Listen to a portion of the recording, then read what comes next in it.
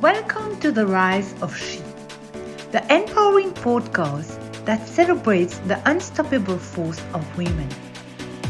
I'm your host, Preeta Bolaki, and together we will shatter the glass ceilings, rewrite the rules, and reveal the extraordinary power within each and every woman. Join me as we redefine heroism, demanding the world to acknowledge that the word hero is just an O without her. Discover with me how women can unleash their internal potential, demand equitable pay that reflects their true worth, vanquish insecurities, conquer work-life balance, and embrace profoundly fulfilled lives. If you like my podcast, feel free to connect with me on Instagram and Facebook for an empowering journey like no other. Find me at Preeta Bolaki and let's ignite the fire within. Disclaimer. The primary purpose of this podcast is to provide education. Information provided in this podcast is not intended to diagnose, prevent, treat, or cure any disease. Information given in this podcast must not be used in any legal capacity whatsoever, including but not limited to as a basis for expert witness testimony or establishing standard of care in a legal sense. Trigger warning. Some experiences shared in the podcast may be triggering to some audience members. User discretion is advised. Hi everyone, welcome to this inspiring episode of the Rise of She podcast, where we celebrate the story of women who have overcome challenges to reach extraordinary heights. I'm your host, Preeta Bolaki, and today we are honored to feature the exceptional Ann Mee, a dynamic leader. Ann's trajectory from Scotland to global boardrooms underscore her unwavering commitment to excellent and transformative change. Raised in a modest Scottish family, Ann's early years instilled in her a determined spirit and a profound appreciation for her hard work. After traversing South Africa and London, she embarked on a distinguished career spanning the financial services, insurance, and legal sectors, where her innate aptitude for numbers and unwavering commitment to fairness set her apart. With over 30 years of experience, Anne's expertise extends beyond borders. Having navigated diverse culture and regulatory landscapes around Europe, USA, Middle East, and Asia. As a non-executive director and executive, she spearheaded major transformation initiatives, leveraging her unique blend of empathy, assertiveness, and strategic vision to drive change and enhance a shareholder value. Join us to the Rise of She podcast as we delve into the remarkable journey of Ann Mee, a leader whose path shows resilience and empowerment. Explore how she navigated obstacles and shattered barriers to emerge as a guiding light for women everywhere. Prepare to be moved by Ann's narrative of perseverance and self-confidence as she imparts invaluable lessons on harnessing the transformative potential of embracing one's individual journey. Join us as we delve into Ann's extraordinary journey, exploring the nuances of leadership, diversity, and global impact in today's ever-evolving landscape, and discover the boundless strength found within. Our topic today is breaking barriers, diversity, learning, progress. Hi, Anne. Welcome to the Rise of She podcast. How are you doing? I'm very well. Thank you very much, Preeta. And thank you so much indeed for inviting me to do this. I feel very honoured. I feel very passionate. And if I can help one or two women in the world, then I've made a difference. That's what I would like my epitaph to be. So thank you. Thank you. Thank you so much for being there, because we know you're very busy, and thank you so much for finding time for all these people, all these women which will be watching you. And could you describe your background and how you overcome obstacles associated with being a woman? Well, I've never really thought about myself as being different from the men. I've always gone on that I'm bright, I'm capable, and that doesn't mean that I've not been kind of sidelined or held back, but being a little Scot and a bit like a little Scotty dog, determination, battled my way through in terms of how I did it and how I broke the obstacles, what I saw down. And I'm not quite sure, Peter, how much you want me to go into it. But there's obviously several aspects of different things in my life where it's been brilliant. And, some I've overcome joyously, some's been tough, but I never give up. Hearing your story, I know a bit about you. So you have a lot to share. So what was one of the main challenges, obstacle that you had being a leader in the financial, insurance, and legal sector? Well, first of all, it's a very male-dominated sector, as you know, globally.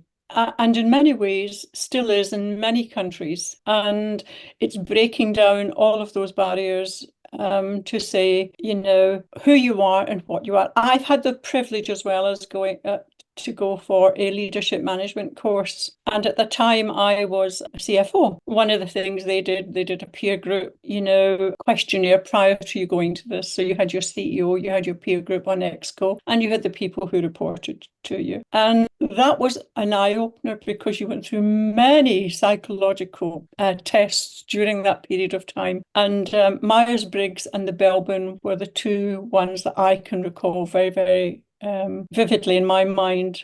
I'm an ESFJ, which means I'm an entrepreneur. I sense things, I feel the situation and judge, and I mean judge, don't judge people, but I judge the situations as they're coming through. And in the Belbin, I'm a natural leader in terms of how that's come out because I'm empathetic. I'll make sure everyone has a voice and I'll pull everyone in. And that's helped me in my chair roles and my non-exec roles and where I am now. But I remember one comment from one of the exco said that, in his words, she raises her voice at meetings. And I had a wonderful coach and mentor. And he said to me, and he's a very, very well-renowned guy, unfortunately now dead. And he said to me, that's not your monkey. Men blaspheme, they curse, they bang the table, and you raise your voice an octave because you need to be heard.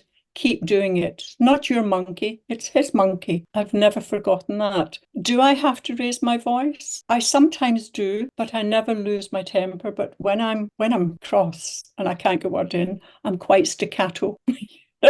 So everyone knows, okay, we need to listen. And I don't say things for the sake of saying them. I listen to people, and other people have sometimes got much brighter, better views than me. In my career, Preeta, I've always in my managerial employed people who were better than me. And that's the sign of a good manager. Yes. I never felt threatened. I always promoted, women where I could. Now, not just women for the sake of it. Women had to be able to do the same job as the man. However, women have different responsibilities than men. And up until just a few years ago, if a woman took time to have a child or a career break or whatever, that was always held as a black mark against her. That is taboo. That's changed in the world. Thank goodness. So, there's been many obstacles. There's been ups and downs. But the one thing I would say is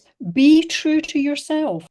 Know who you are, know your worth, know your added value, hugely important, and get yourself a really good coach and mentor. Yeah. Because when you get to the top of that ladder, there's nobody else to talk to. And there's always a lot of people ready to kick you down. Keep that. Yeah, I love what you said about having a mentor and having the coach really helps and play a big role in your professional and also your personal life, because it's the mindset. How do you work toward that? And what do you do in this kind of situation where, because everything is new, if you are a new manager or new leader or new director or any other job that you're doing, that you're climbing the ladder, you really need to work on your mindset. I just love what you said about having the coach and a mentor. And I will ask you a question that I heard a lot of time, that know your worth. And how do we know our worth? Because women including me, sometimes you feel like you're not worth that much that maybe other people is viewing. So how do you work on that? Again, that's one that you would have. There's two types of coaches. I currently advise and coach boards, or I do board effectiveness, or I will. I've got some that I mentioned, but I've got a specific part of where I like to coach women coming through. And there's one just now, and I think she says the same question to me, Preeta, about how did she know her worth? So how do you measure your worth? I've never thought about it that way because I've always believed in myself, and that is my worth. Again, depending where you are in the world, and it shouldn't matter, but different people have different self-esteem and how they believe it. And that's why these barriers have to be broken down to know who you are, what you bring, what you're capable of bringing, and influencing that style of thinking. Yeah. It's changing now, but it's only changing because governments have said, oh, we need to have a more diverse board. So what does a diverse board mean? And that adds into who you are and your worth as a person. A diverse board to me means culture, values, gender, and putting it together. So I know who I am, less so using the word worth. I know who I am. I know what I can bring. I know what I can do. And what I'm asking you to do is let me prove that I can do that. And some people will say, okay, well, they don't say it to you, but by default, you go in and you start to prove your worth. And I suppose an example I could give, I chair a law firm. And when I was asked to chair it and be the senior independent NED, it was made up of male Etonian shareholders, nobody else on the board. And I said, well, the first thing we're going to do is we have to change that and restructure. And it was kind of, okay. And, I did a skill set of what the board needed, what we needed on the board, the experience we needed on the board, and the different values we required on the board. And there was a bunch of senior partners ready to come through. And they all went through. So there was 12 of them went through this, including the 5 shareholders, all went through this. And out of it, 3 of the 5 shareholders remained, and there was another 5 put onto the board. One was the CFO, of which 4 of them were women. And so we've now got a board consisting of 4 women and 5 men. And I remember one of the ladies, when I rang her to say, you are now on the board, and would you also considering taking the challenge of COP? In the legal world, they need somebody as head of legal practice. And she forgot to turn her phone off after I'd spoken to her, and she was with her family, and I could hear her crying, saying, I've done it. I've made it. I'm on the board. And one of the other ladies said, why me? I'm nervous. I'm excited, but I didn't ever think that I wasn't going to apply because I thought, why would you put me on the board? I says, why wouldn't I put you on the board? You're bright. You're clever. You can add a lot of value. And you've got a lot of experience. You're not getting here just because of your name and who you are. You've proved it in terms of all of the skill sets, the interviews we put you through. Why not you? So rather than worth, believe in yourself. Yeah. Believe in yourself. And we have got a wonderful board now. And, they're great. We debate, we do everything. But they said, my gosh, what a change, Anne. What a change. Yeah. I love what you said, because I never thought it that way. Is how do you know your worth? Is just believe in yourself. And it's when you believe in yourself, you see things happening to you. You get more good opportunities, and you started believing more in yourself, and it keep on increasing, which increase your worth at the end of the day. It's just to start believing in yourself. I just love this. I definitely learn something very, very important that I'm going to keep for the rest of my life. Thank you so much. Thank you so much. And the other one as well is The Power of Positive Thinking. That is a book I've read many times by Norman Vincent Peale. Believe in yourself. Believe in yourself. That's the important thing, and you will make it. You will make it. You will make a difference in the world. Yeah, it's powerful. Thank you for sharing that. And what advice or message you would like to share specifically to women? What is the one thing that you would like to share with them? Again, be true to yourself. I've been asked, how did I manage to break through the glass ceiling? I don't remember them being one, but if I come through it, I probably crashed through it. Um, and I have done things in my life that I never think I would do, and I'd like to share one particular thing with you. I was invited by President Chirac, Edward de Bono, via, and this sounds really bizarre, Pope John Paul II, to do at United Nations on cross-border transformation and change. And at that group, we were staying in France, and I took a lot of, there was lots of people there. There was President Chirac, he sponsored it. He actually didn't attend the whole session, but we had Lord Lamont from the UK, we had Bill Clinton, we had Senator Gary Hart, we had Catherine Kinney of the New York Stock Exchange, Edward de Bono. Anyway, we were all given set times for speaking, and I had the after lunch slot. I mean, what could you do? The most awkward slot. People have had their lunch, and do they want to listen? But Lord Lamont from London, he was to do a television interview, and he said to the guys, no, I'll do it after my colleague has spoken, because in the morning he said to me, Anne, give me an ear signal when my 10 minutes is up so I don't go on, which I did. And he was to do this slot, and he said, no, I will go after my colleague has spoken. I want people to hear what she has to say before I do any interview with you. And that was him saying to me, I respect you. And I want. So I did my slot. I couldn't stay for the evening because I had to fly to America the next day. We were doing a big deal. I got an escort back to Gare du Nord station via President Chirac's entourage. And I felt when I sat in that car, my mum and dad would be really proud of their daughter, because I believed in me, other people believed in me, and I did it. I did it. I broke the barrier. I broke the barrier. And if you were saying to me, how did I know it? That's when I knew I had done it, Preeta. Yeah, amazing. That shows how believing in yourself can make you achieve things, right? Because you have always believed in yourself, and that was your strength. And you know that you can achieve things in life, and having that experience, it's one in a lifetime, right? And I'm impressed, but it's something to be very, very proud of. Yes, I mean, it was quite incredible. But the one thing I'd like to add, Preeta, I didn't get to where I got to by getting everything right. I got things wrong.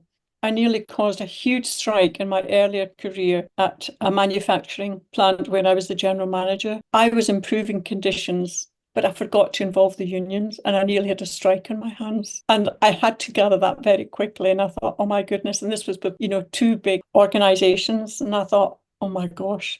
So, but what I did, I learned from the mistakes that I made, and we all make mistakes in life, and don't be afraid to make a mistake. It's what you do with the learnings of that mistake that actually put you in the best state for going forward. So it's a rough ride sometimes, but don't worry about that. Keep believing in you. Yeah. I truly agree with you. Like, you don't need to get everything right before moving forward. Just move forward and figure it out as you're walking towards your goal. And that's very important, because most of us, what we do, we want to get everything right before taking action. But the reality is, the most successful people doesn't learn how to get it right. They just go and figure it out. And that's so right. Thank you for sharing that. And as you know, I believe in a kick-ass buddy, which is a supporting friend, mentor, colleague who encourages and motivates you to pursue your goal, help you to overcome challenges and celebrate your success. This person is someone who believes in you, offer guidance and feedback, and challenge you to push beyond your comfort zone. Having a kick-ass buddy can provide you a valuable source of support and accountability, and can help you stay focused and motivated as you move towards your personal or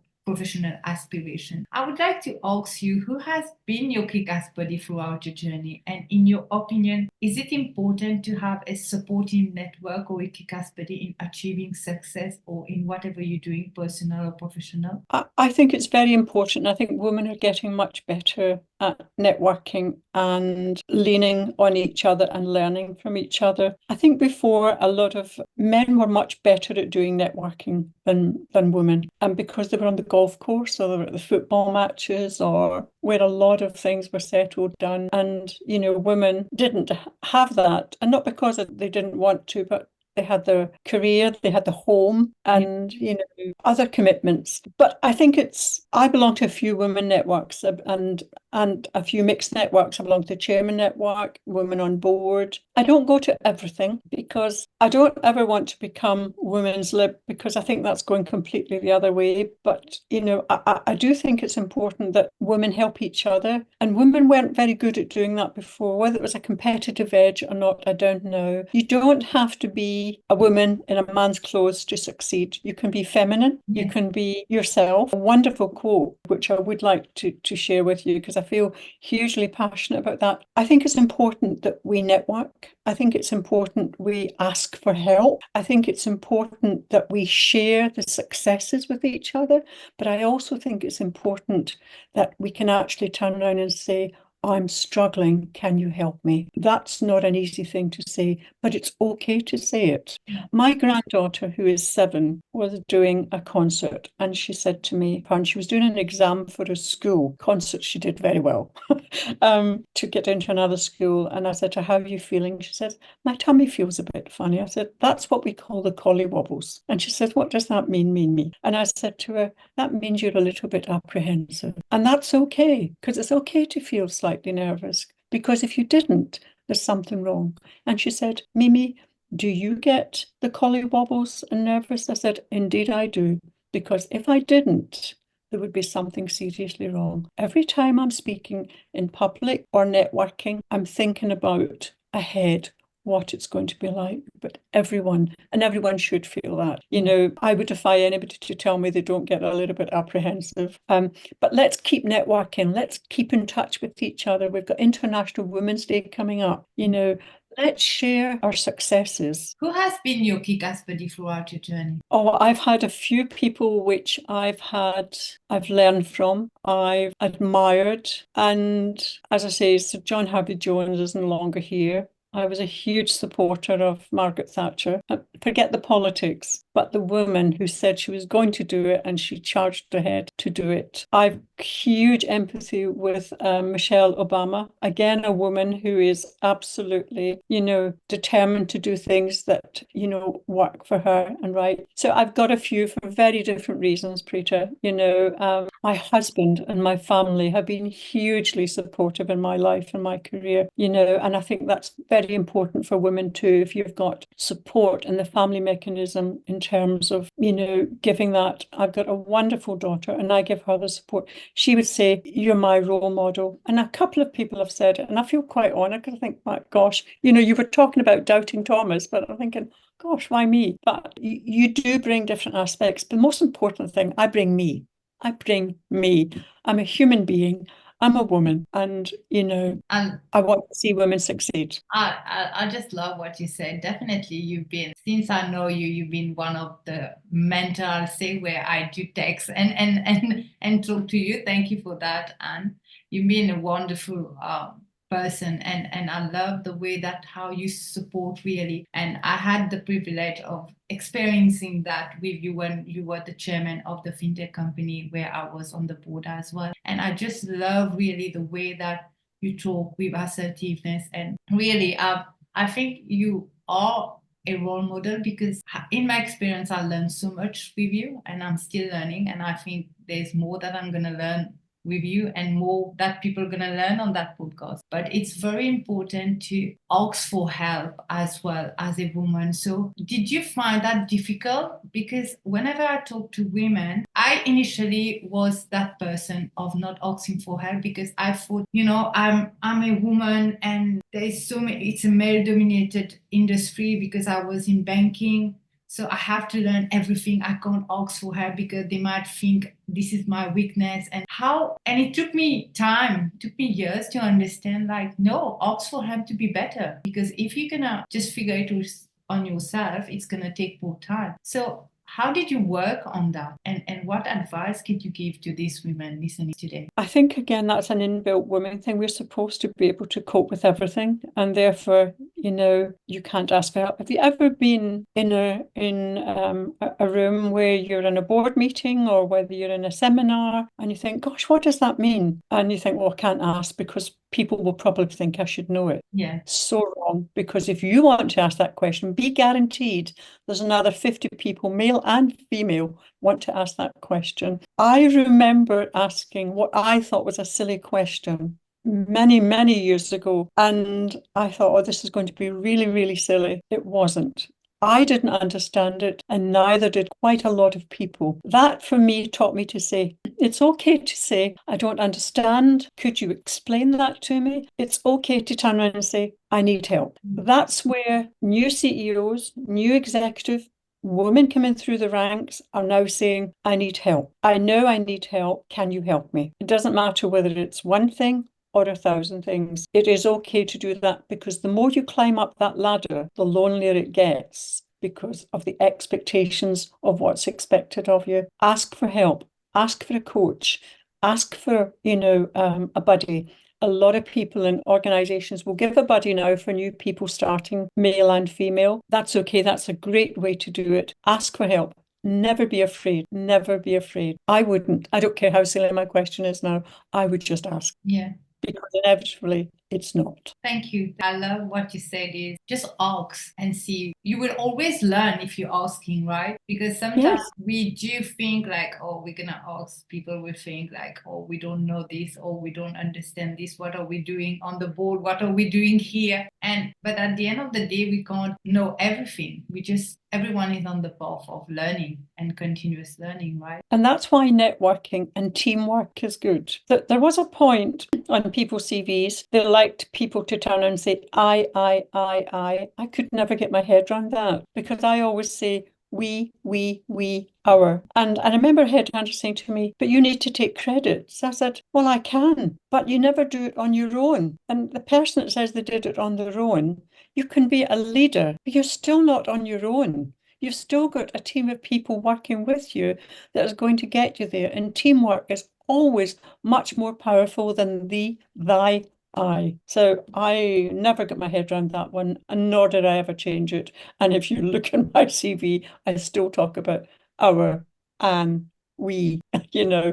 and I believe in that. I think that's very powerful what you just said. It simply means that obviously we need people around us to succeed. We need people to be there. We need people to teamwork at the end of the day, whatever we are like. Even personal teamwork, it's the family involved. Professional, you have the colleague, the management. It's everyone needs, like I always say, everyone needs someone in their corner. Thank you so much. And based on your experience, what are the insight or advice you would offer to corporate or working women looking to advance in their career or be financially independent, because they are housewives looking for job, and it's almost difficult when going on the market after so many years. So what advice can you tell to these women? I think there's two questions in there which I'd probably like to address separately, Preeta, if I may. From a financial point of view, plan early, take good financial advice from an IFA and create a pathway how you're going to plan to get there. So where are you now? Where do you want to get to? And how are you going to get there? And work through that. And, but the one thing to do during that is to make sure you keep the balance of life right. You don't end up burnout, because that doesn't help anyone. And that's where a lot of the mental stuff's coming in now, because of the expectations of people and how they do it. There has to be a balance of life. And I do think the generations coming behind me are actually getting a lot better at that than we ever were. And I've got huge admiration. So I think we can learn from that generation and ours, and you've got the experience and you marry the two together, but make sure you keep that. In terms of women who take career breaks, well, family, sabbatical, partners working abroad and they're keeping everything going. My advice is keep your hand in terms of whether it's doing something remotely, whether it's doing some charity work, whether it's doing a course, down tools and do nothing, because that is very difficult to get back. I know a lady just now who's had a 15-year career break of her own choosing to do different things, and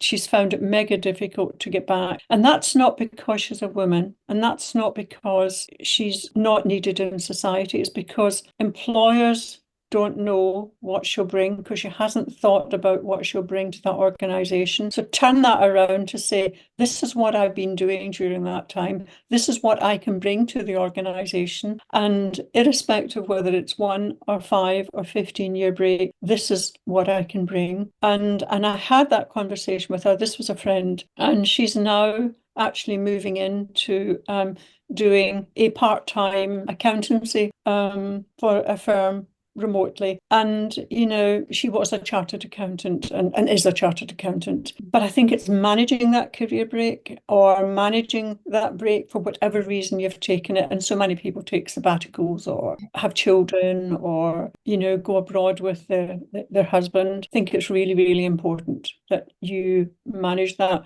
When I went abroad with my husband, I got myself a job locally. It wasn't full-time, but I got myself a job locally. And I ended up working for one of the regulators and coming back. And now I deal a lot with that regulator. I think it's really important. Thank you. And, you know, navigating challenges is obviously a universal experience. What's the one piece of wisdom or advice you would share with women facing personal or professional obstacles? Don't be blindsided by men, no matter where you are in the world. No matter where you are, you know, I can share with you without naming. I was recently asked to sit on a very prestigious board where there is a wonderful, bright woman, doctor, scientist, lawyer. So she was bright, and her partners were from the people from the big sovereign wealth fund, and from that you'll gather where they've come from, but. You know, they've set up in the UK, Middle East. And when she said to me, when we were talking about me going onto her board as chairman of the advisory board, she said she was once said by one of the people who she considered to be a mentor. That's equally in itself quite galling. Just let the men do the talking. Well, my jaw dropped, my eyes went wide, and I said to her, there's no way I can come onto your board if that's what you're expecting of me, because that will not work. She says, no, but that's why I want you on the board. Needless to say, I did meet one of the senior members of the royal family, and I am on the board, and I do have a voice, and I will not, don't bring me onto an investment management board, because I was the brightest and the most commercial around that table. I'll share one other story with you. Many years ago, I was asked by Oxford University to come to a negotiation meeting. It's quite funny and it's not funny. But they were doing some sperm bank techniques for racehorses. And as you could imagine, this was quite controversial at the time, but nevertheless, that's where they were. And we sat at Sloane Square around a table, and we had many scientists, mostly scientists, and we had quite a few sovereign wealth funds, and we had the Sultan of Brunei there, and he was listening to everybody, and he went round the table and he said to me, you are the epitome of life. You are the one that's commercial, and all of the rest of them are all just wobble, wobble, wobble. And that was his words. And that for me, again, was another accolade to say, he's listening to you, you know what you are.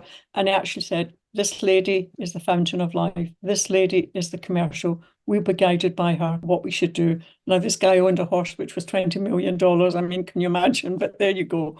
So be true to yourself. Don't be blindsided and keep going. It's not easy. I'm not saying it is, you know, but remember, you're bright. What you bring to the table, you have a voice. Know when to use it, and never doubt the added value and ability and your professionalism, no matter what field you're in and what you're going to bring to the table. Thank you, Anne. I have one question for that you experienced. Did you ever had any experience where you did voice out, then you had rejection? The reason why I'm asking that is I know many women want to take action, know their worth, but they're not ready to do that because they are like, they want to do it if it's gonna be positive, right? Instead of just having rejection. But sometime in life, I believe I had rejection. I took decision where it's not worth it. And then I just went. But my question is, what advice you will give to these women? Because they believe that if someone rejected them, then it's difficult to be themselves in the market. But that's not the truth, because I believe I took so many decisions in my life, which I could have just say yes and be professionally climb the ladder, but I decided not because of my values. I've learned so much, and I think I got more good opportunities. So that's the reason of me asking you that is, how do we tell these women that it doesn't matter what's going to be the answer, you just need to be yourself? Yeah, there's been times in life, where I didn't like the way things had gone, and it could have turned the other way. But that was more down to men exercising their own masculinity because they didn't like the idea that I could probably achieve more than them. That only happened once, and I was very young, and it wasn't a good situation to be in. And that could have actually put me right off the track by what happened, but it didn't. But more recently, the one thing I say to my boards where I chair and so forth, let's debate, let's be constructive. We might not agree with each other, and we might violently disagree. But the one thing I ask in my board meetings is the respect for each other. Remember the respect. And it's not an easy, because sometimes you have to say things that are not going to go down or they're controversial, but it's how you deliver them and what you do with them. Yes, and I've had some of the guys put the dollies out the pram or the baby out the water, whatever way you want to say it, but you have to be true to yourself, But I think the biggest thing that I've instilled is integrity and respect, because we're not all going to agree. We're going to violently disagree and on ideas and different things. But I think if you've got that healthy respect for each other and the learnings from each other, it will work well. It will work well. Times have changed. People are changing. We change with them. Amazing. Love it. Thank you so much, Anne, for sharing your incredible journey. Thank you. And to our listeners, thank you for being part of this uplifting episode of The Rise of She. Remember, our journey matters immensely. Stay tuned for more empowering stories. And until next time, take care and keep rising. Bye. Bye-bye. Thank you so much indeed, everyone. Thank you, Preeta. Thank you. If you have been inspired by today's episode,